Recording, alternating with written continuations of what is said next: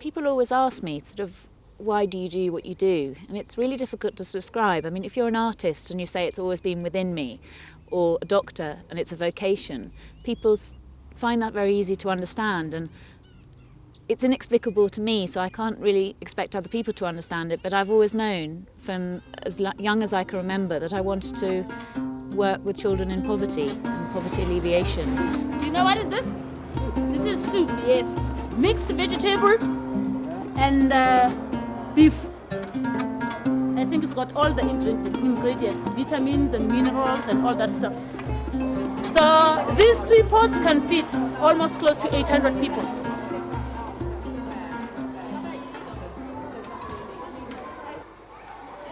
Maybe I'm just really naive. It's always stayed with me that if we shared more of our wealth and ran businesses that gave more away, there's plenty for us and there's plenty for others too.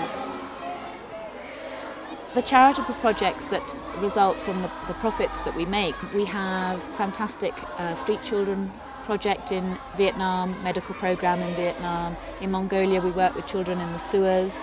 In China I have factories at the moment, and there are 336 people employed in those projects. We're just starting in Eastern Timor, setting up trust banks, which are very low interest to support people to start their own businesses. We have built 4 schools in Ghana, put together food security for 25,000 people. In Kenya I've worked with mentally and physically handicapped. We have a sponsorship program for girls in the north of Zambia, and that allows girls who would otherwise have to be taken out of school to continue their education. Then there's the feeding program in South Africa. As soon as I actually started working in the field, I realised really what was needed was giving people who have no alternative source of income a way of making a living in a way that doesn't destroy the environment and in a way that gives them enough food for them and their families.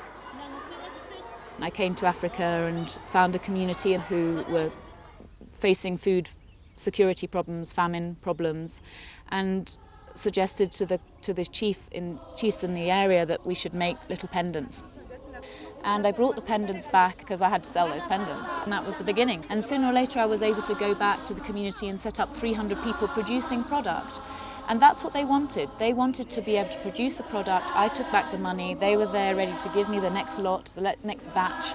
The chief, on the last day that I was there, his words were, you know, you allowed us to retain our past and shape our future, and that's what we do.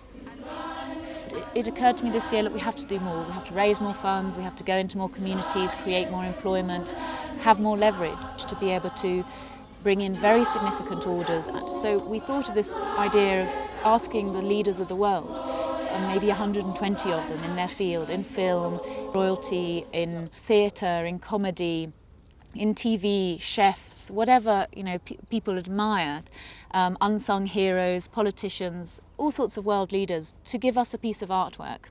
And we called it 21st Century Leaders because that's what they essentially are.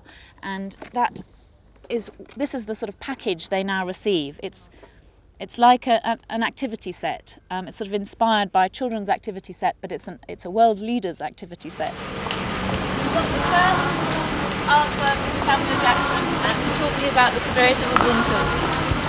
How does it feel? It feels great. It feels fantastic. We've started, and he's going to try and get Juliette Binoche for us too. So it's really exciting, and he was a very decent man. And we've asked them to draw an image which for them symbolises something positive about the 21st century, to create or to give us a message of hope for the beneficiaries of the programme, and obviously they're going to sign it as well and date it. But what we want to do with the artwork is not sell it and have a one-off payment, but instead use the artwork to be able to go to factories all over the world, and they will take that image to put it onto a plate. That creates employment ethically in developing countries, and that will hopefully help us to raise not hundreds of thousands as we have been doing, but millions a year.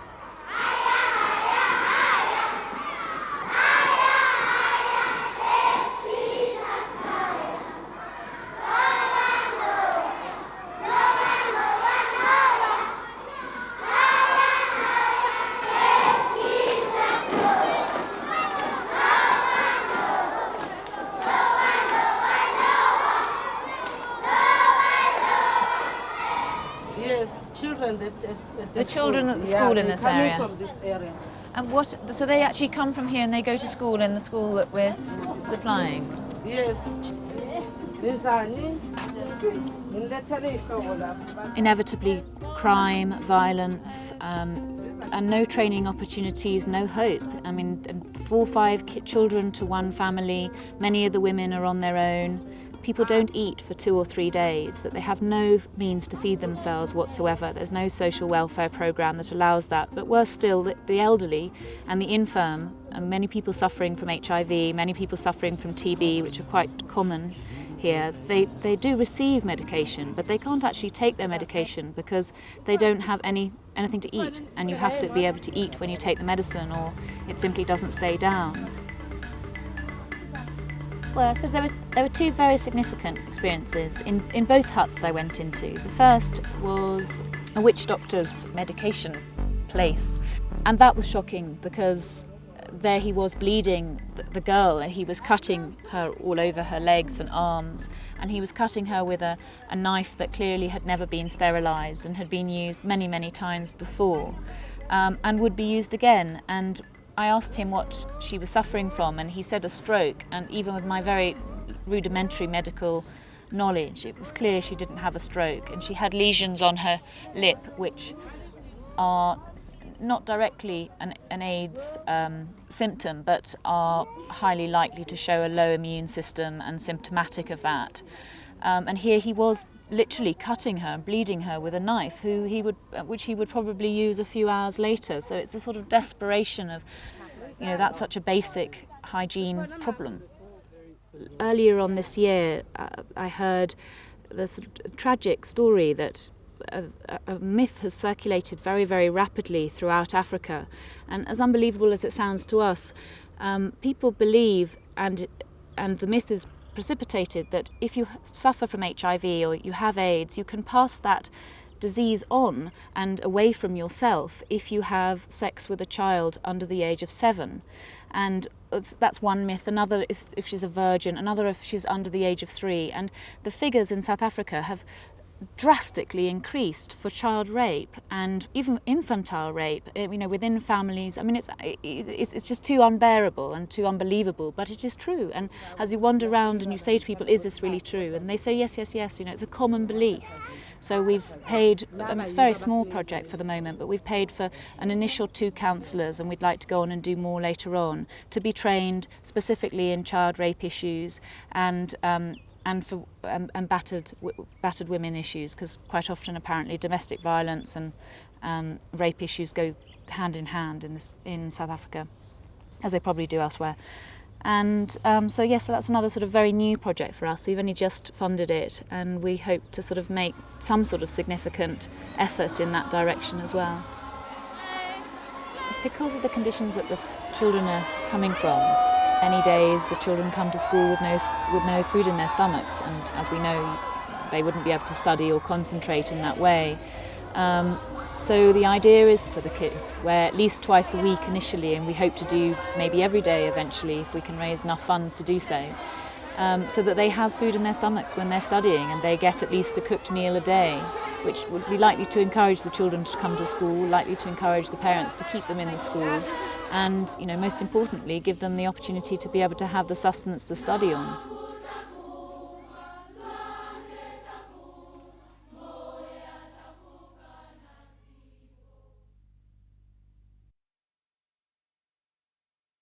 Well, my idea for this plate is inspired by a poem I read, or that actually I didn't read, someone else read at a Human Rights Watch evening, and I was really taken by it, and it's about revenge, but revenge in the opposite to how you might imagine. Instead of punching someone, you give them flowers. So it's a sort of a way of forgiving through forgiveness as a kind of theme of revenge. Polaroids, which I love Polaroids. I think you can get some really interesting pictures out of them, and I take Polaroids whenever I travel, but unfortunately the focus hasn't been too good on these, so I've just tried to Polaroid hands, and I was thinking of superimposing them because the poem touches on a line about shaking hands. There's so many areas and not enough funds, but what I would like to see happen is maybe some of the funds go towards education, especially towards children in Africa. I've just got back from Angola. That had a big impression on me there, and it's a country torn apart by war, 40 years of war, 27 years of civil war, and you have a generation of children because the other elder generations have disappeared because of war. So I was really struck by the spirit and the enthusiasm and the potential of these young children, and how desperate they are to find an outlet for their potential. And so I would very much hope that my funds would go towards the education of children in places like Angola. Well, it's really quite unique because there's a few big organisations and charities which also do what Charlotte's doing, and she's very much on her own, and I've got so much respect for someone campaigning on their own, and she's gone out to the front line. She knows what she's talking about. She's done extraordinary work in education and alleviating poverty and bringing food to children that otherwise would starve. And from what I've seen, she's been right out there, committed and on the front line. And those are the people I like to work with, because those are the people who I know are very much in tune with what's going on at a street level, who have really witnessed it firsthand. And she's one of those few. So it's great to be involved with her.